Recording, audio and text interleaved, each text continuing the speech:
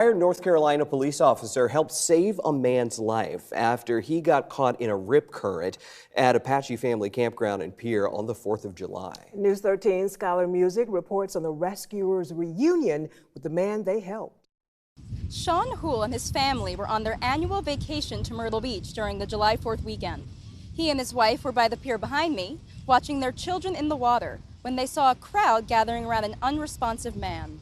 Houle said when he ran over to the victim, who had been brought to shore by two other men, an off-duty nurse was giving him chest compressions. With these compressions and Houle's rescue breaths, the victim eventually coughed up water and started breathing on his own. Houle said lifeguards helped take the man to an ambulance off the beach, so Houle was left wondering the rest of the night. The next day, Houle went to the beach and asked a lifeguard if he had heard how the victim was doing. To Houle's surprise, the lifeguard said the man was back at the beach. Houle, his family, and some of the people who helped save the victim reunited on the beach with the man and his family. You know, my image of this man prior to that was him blue and lifeless on the beach.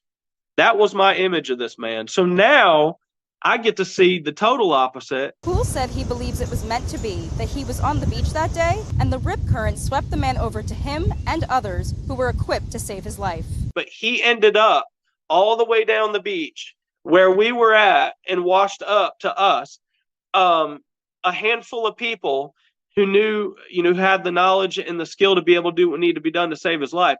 Houle said he and the man exchanged numbers and said they would keep in touch. He spoke to the man's family recently, and they said he is doing well and is back at work. In 2021, Houle was shot in the face and the hand during an on-duty traffic stop. Because of his experience, Houle said he knows what it feels like to be near death and to be grateful to be alive. This was a survivor story, a miraculous survivor story. This guy, just like in 2021, I should have been dead from being shot in the face and hand. He should have been dead from drowning at Myrtle Beach. But instead, he gets to enjoy the rest of his life on this side of life with his wife, his daughter, his grandkids, and that's just a truly amazing thing. Sean Houle also emphasized the importance of being CPR certified, whether you're in medical services or not. He said it's an easy certification to obtain and gives people basic skills that can save someone's life. Reporting in Horry County, Skylar Music, News 13.